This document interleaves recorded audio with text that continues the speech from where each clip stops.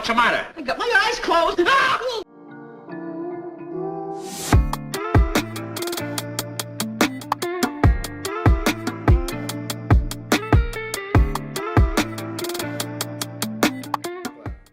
Let's talk some UFC Seattle, and this card was super fun, man.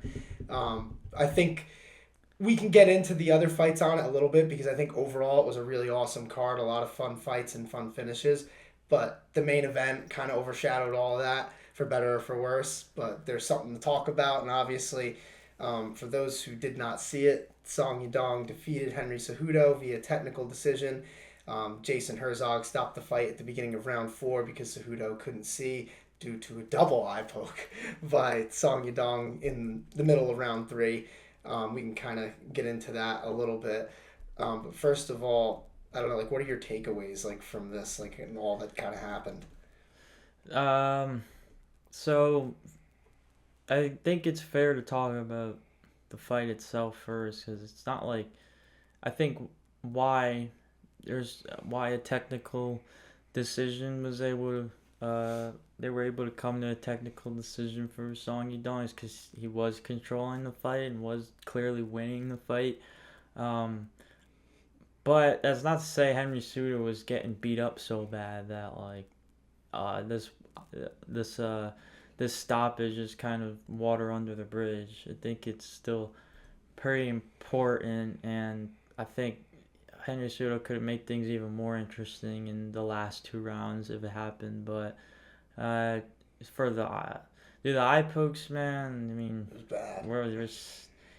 It's at a point now, and it kind of I mean, you in the past mentioned the Joe Rogan conversation about this and what they could do about it, and that, you know, when UFC switched to the new gloves last year and to prevent this more from happening, and then now they switched back. It's at the point. It's it's just bad. Like, they need to do something about it, and people are gonna say, "Oh, well, we're overreacting." Like, you know, it's because it's this big fight, but like, this is a problem that's gonna keep happening until something is done about it, whether it be from the gloves or a rule change type of thing. I personally think they need to take points. We can get into that. I won't say. I understand it in a way, because you're kind of keeping your fingers out, just kind of for the anytime you have to shoot for a takedown, in a way. It's like you have your fingers outstretched. No, I get that though, but like, it doesn't matter. If you're poking people in the eyes, you shouldn't be able to do that. That's my opinion. That's why something should be done other than changing the gloves. And now you change the gloves, you're changing the pace and the way a fight goes entirely. Yeah. Whereas my point is they should be taking points away, whether it's accidental or not, because I guarantee you, after fighters start to see guys get screwed over because of an accidental eye poke, they're not going to fight with their fingers out anymore, no matter what gloves are on their hands. And maybe, like, yeah, sure, you're going to get an eye poke or two just on its own, just because of what you were saying, with how, like, people just naturally kind of do that to find range or go for takedown attempts and get in the clinch. But I think for the most part, it would prevent that from happening, because especially with the UFC, with the show money and win money, you're not going to want to sacrifice a fight over something that you did by accident just because you had your hands open. Like, I think that would be effective. At first, people would be complaining because I'm sure there'd be a few controversies with the first few results that end up like that, but I think fighters would see it and adjust, because ultimately this is a sport. And yeah, it's a different sport than other sports, but when there's rule changes, athletes are able to adjust, and I think UFC fighters could do that, personally. Yeah, it's a good point. It's a good point that you make. I was just more or less trying to speak for, even as accidental or not. It's a natural thing when you have these open gloves, and that you have to be ready to clinch and grapple at literally any given moment.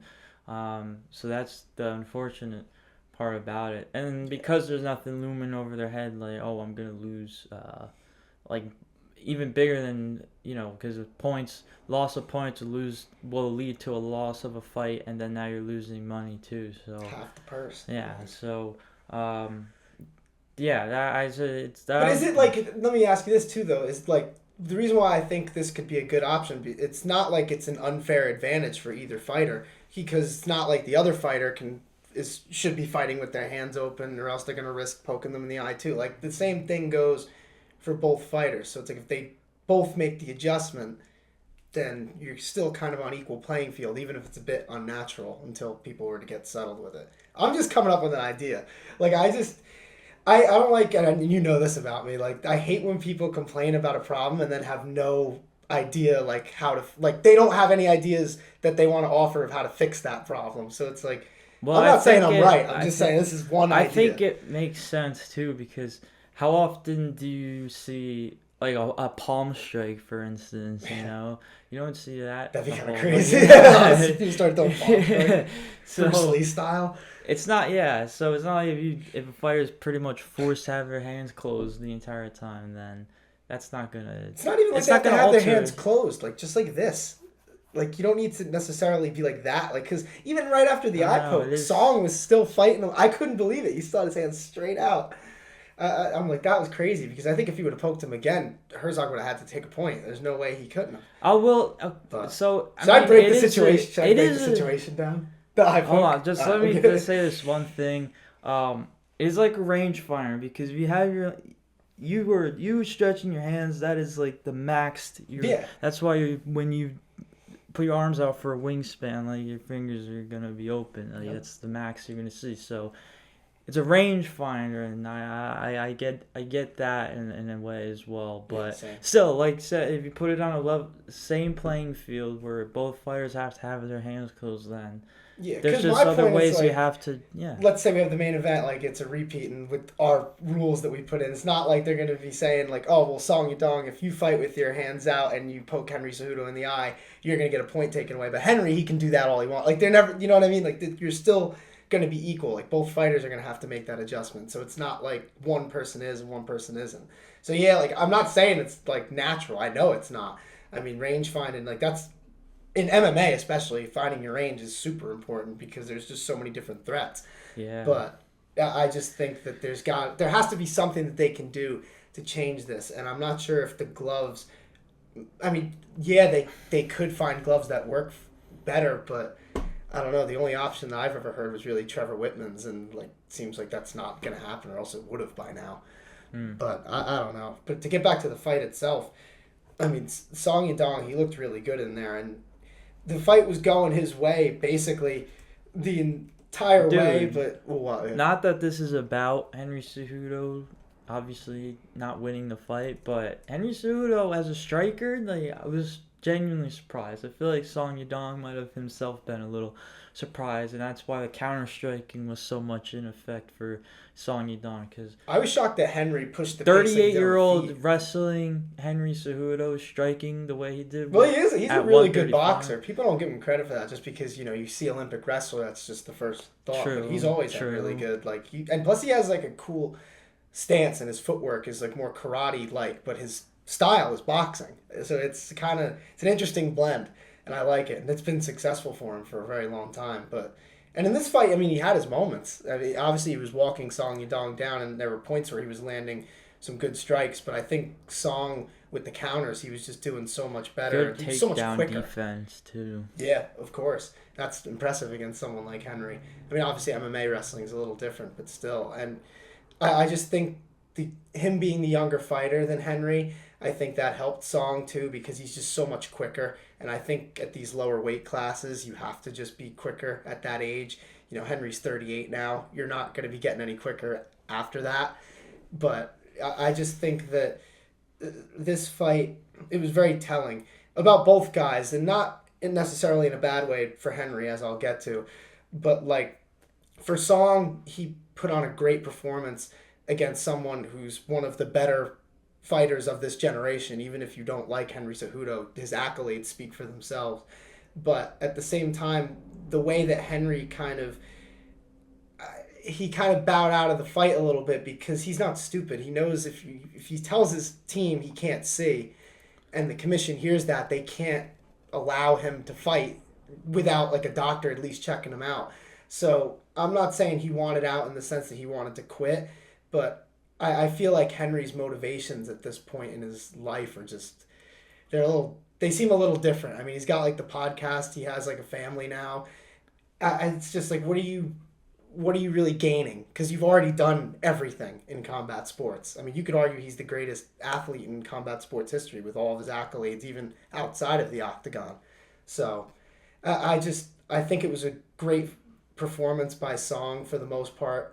And for Henry Cejudo, it's not like he's done. I still think he could beat a lot of top guys, but I don't know. This fight just kind of showed me something there.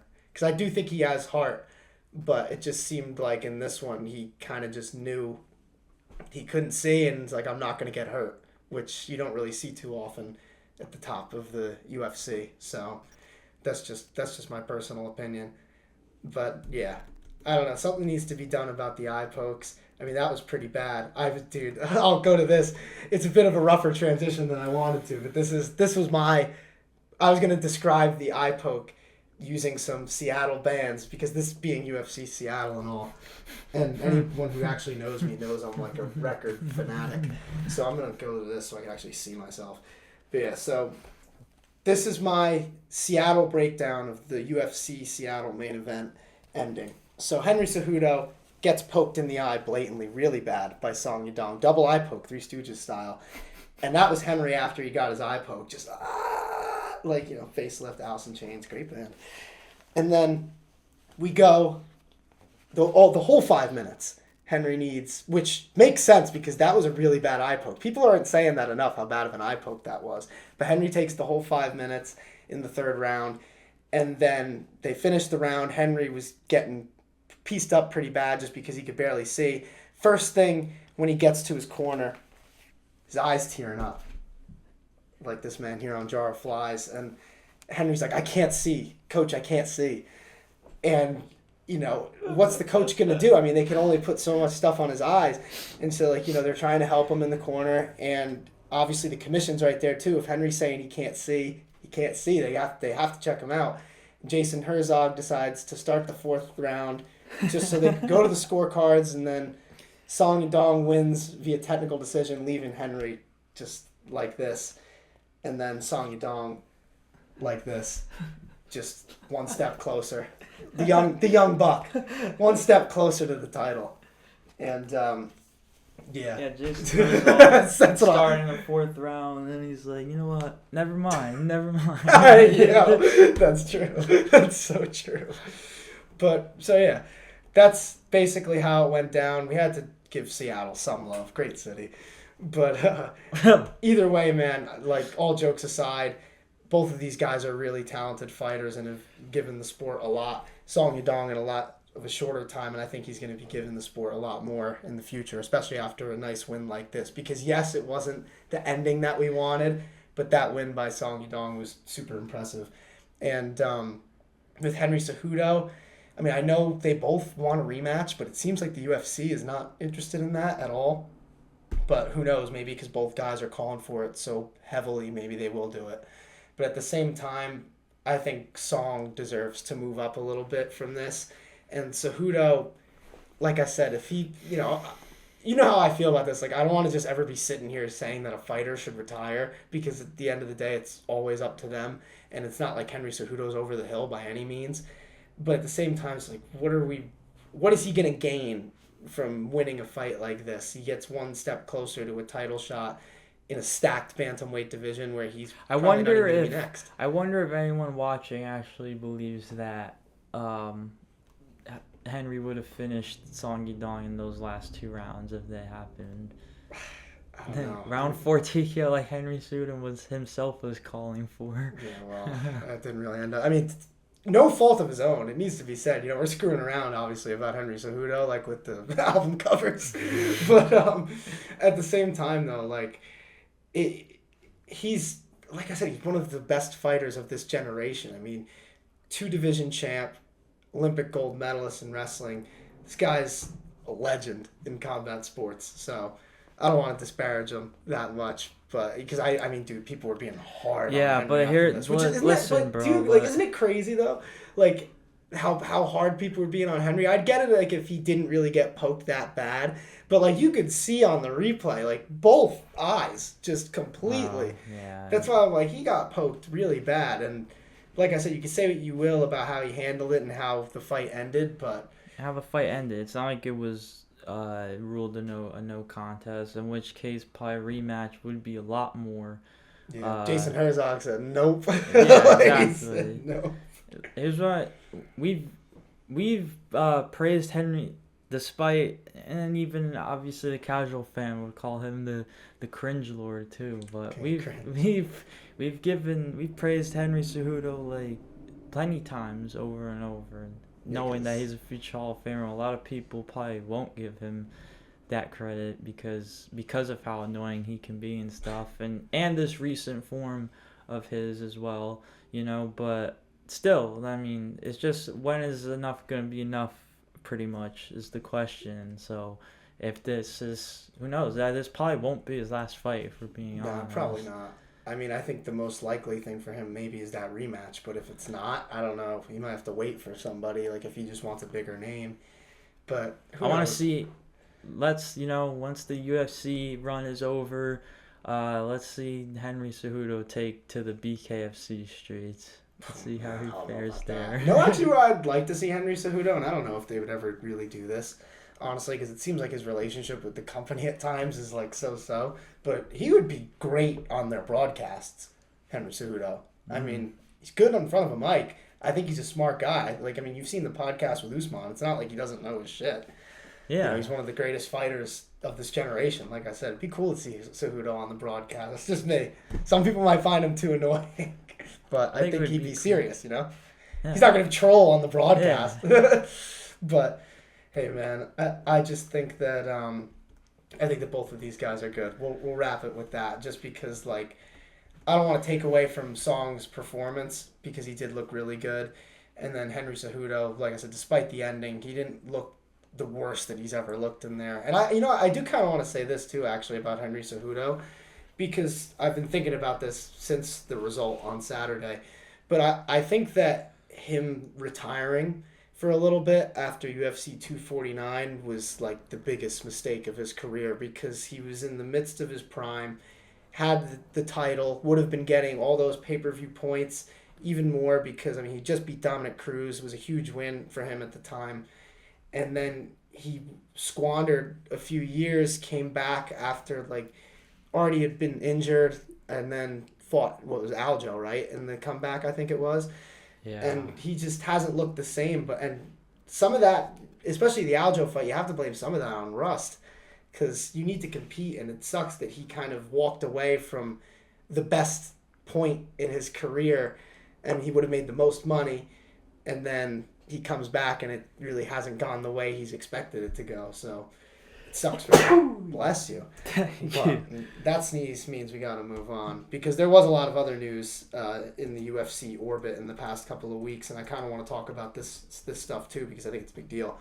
But Ilia Topuria vacated the featherweight title. That was kind of crazy. I was just at work and I was at home actually because it was late at night, and I remember I was just going on Instagram to scroll like as one does. Yeah. And I go on our THH page because I was just looking for some MMA content. And, I see that Ilia vacates the featherweight title. And then Alexander Volkanovski's going to be fighting Diego Lopes, UFC 314. Dude, what were your thoughts? Like, I don't even know what to say. I saw the fight poster for Volk and Lopes announced. I saw that post first before I saw that Ilia vacated. I just saw. So then were you confused? Yeah, because I saw World Featherweight Championship. I'm like, oh, Ilia vacated, didn't he? I thought it was one of those troll. I see them on Twitter all the time. The troll posts from fans making these fake, like, official UFC fight posters. Or like Coctagon News. Yeah, exactly. I thought it was one of those, but someone told me like I knew that I feel like it was inevitable that he was gonna make the move. Yeah, because we've even talked about it. Like, after he beat Holloway, it's like, do you want to see Ilia versus Diego Lopes? And No. Diego Lopes deserves the title shot. It's not even like he doesn't. We'll talk. I mean, if you even talk about the fight itself too, let's get into all of it. I mean, I feel that too. That this is a pretty big leap, pretty big test for Diego Lopes. I mean, but I'm also, you wonder where Volk is though, because Volk's only lost really to the best of the best. But how I think about it too is that you have arguably the greatest featherweight of all time now, with all this rest and maybe feeling rejuvenated and healthy and all that, to clear his mind, and he'll get this, he'll get plenty of time to train and all that. Maybe he has been training. Like, I view it in that point. Maybe that's a testament to Volk's greatness, but it's also I think in a way that I think Diego Lopes, I think he's ready, man. Like I think he's in that mindset where he's at that point mentally where he's confident enough that he's like, I can beat this guy, which is so fun. I think good. Diego's it'll make for a it. good fight, but also we talk about it all the time with fast tracking fighters and stuff, and for me, I think Diego Lopes still has a lot ahead of him. It's just now we'll see if maybe he does become champion, but at the same time, I don't want to see a loss for the title really send him, detract him, and then next thing you know, he's not fighting for the title again at any point. That would stink, but I don't know. He's got a lot of skills, dude. He's a really good boxer, really, he's slippery on the ground, man. That's the one interesting thing about him. But the thing is, Volk has beaten guys like that. But so is Diego Lopes. Because for me, you will probably agree, and I think it also is. It plays into part of why Ilia is vacating and moving to 155 is that featherweight is kind of devoid of those top contenders right now. Yeah. And that's my point, because Diego Lopes, he deserved the title shot versus Topuria, but Topuria had just beaten two of the greatest that we've ever seen in that division in Holloway and Volk. And it's like, yeah, that's a fun fight, Ilia Topuria versus Diego Lopes, but how much of a chance do you really give Lopes after Topuria just beat who he just beat? And I think that's kind of why Topuria wanted to move up too, because he sees Islam Makhachev as a real challenge, when at featherweight, he's kind of conquered the two best that we've seen. And after that, Diego Lopes is the number one contender, but he's not held in that same esteem. And it's like, what does Diego Lopes, what does a victory over him get for Ilia that the two victories that he just got didn't? What more credit does he get?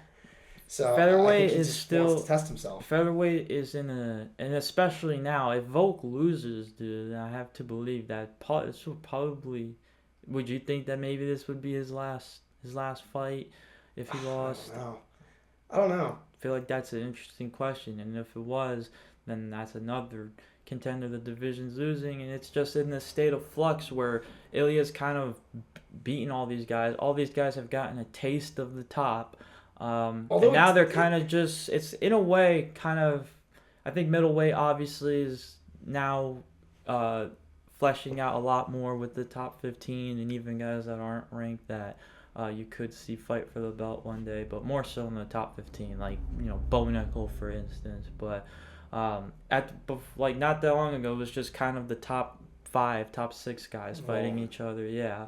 Now it feels like with a featherweight, it's kind of the same deal, except now I think this could be a new era, man. Especially if Lopes somehow wins this fight, because then Lopes, he hasn't fought a lot of those contenders. Yeah. And there are people rising at featherweight. That's what I want to believe. I want to believe that Diego Lopes is ready, not only to win the belt, but to have a true, legit title reign as well, where he is going to put on great fights with these guys he hasn't seen yet. I mean, you just have to think, too, it's like he never got his fight with Brian Ortega like he was supposed to. So. Who are we talking about? No, he fought him. UFC 306. Oh, I'm thinking about, what am I thinking about? Well, because he was going to fight him. Yeah. But, and then, it got canceled at the last minute. But, then they did it at the Sphere. That's right, You were in Boston for that. All right. But... I mean, that's what I'm saying. Lopes has had some wins. I mean, you could think what you want about where Brian Ortega was at for that win, because I know some people think that he's maybe not as good as people think he is, which is nuts. But I personally don't think that. But I don't know. I think this is a good matchup. I think Volk like you said, I think he's going to be rejuvenated. I don't think that he's the type who's going to be worried about what Ilia Topuria is doing. I think he's worried about his own legacy, and he's like, I can get the featherweight title back. If this guy's going up to lightweight, that's not my problem. Like, I'm going to keep fighting and get this belt back. So I respect that about Volk, and he's given the number one contender a shot, and this is going to be a fun one. I think the UFC, at the very least, they've booked a fun fight. But then, even besides that on that card, we got Michael Chandler versus Paddy Pimblett. That's an interesting fight at lightweight. And then Patricio Pitbull, UFC signed him, which was awesome. I love that he's now under the UFC banner. And he's going to be fighting Yair Rodriguez in his UFC debut. So you were just talking about featherweight contenders. If Pitbull beats Yair Rodriguez, you might have a number one contender right there for either of those guys, Volk or Lopes. Yeah. So the UFC, like, they're not stupid. They put themselves in a smart position all the time. But I'm super excited for all this, man. This year, it's been an interesting start. Because, we've had some cards, some really good cards, but the UFC, they're booking some cool fights in the very near future. But speaking of cool fights, right before we go, just want to give a shout out. Combat FC 9, February 28th. Obviously, those who've been following the channel for a little bit, we've went down, or up, I should say, to Massachusetts twice now to cover Combat FC. They've always been really cool to us. We're not going to be able to go up to Massachusetts this time, but still wanted to give them some coverage just because you guys have been watching and enjoyed those vlogs. Give you a little bit of information about the card in case you want to watch it. But Damian Nelson versus Travis Demko for the featherweight title. That's going to be fun. Obviously, we got to see Damian in person at Combat FC 7. Met him, remember, too, after the card in person. Because I interviewed him a little before the fight night, and then afterwards, me and Tiz ran into him outside the arena, which is cool.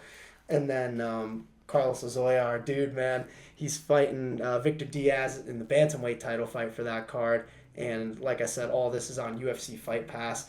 The thing about Combat FC is they put on some damn good fights, dude, from start to finish. And I think it was the first time we went there, I think it was, every fight except one of them was a finish.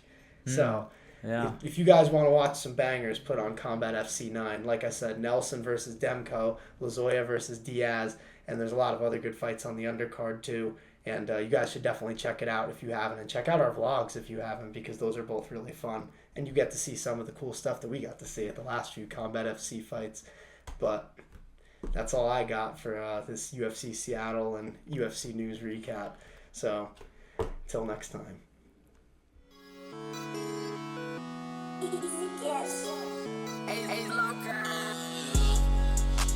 Feel just like a superstar. Doing all these drugs, I don't think I'm gonna see tomorrow. Living fast, brand new dash up in a foreign car. It's the type of shit that you be doing when you going hard.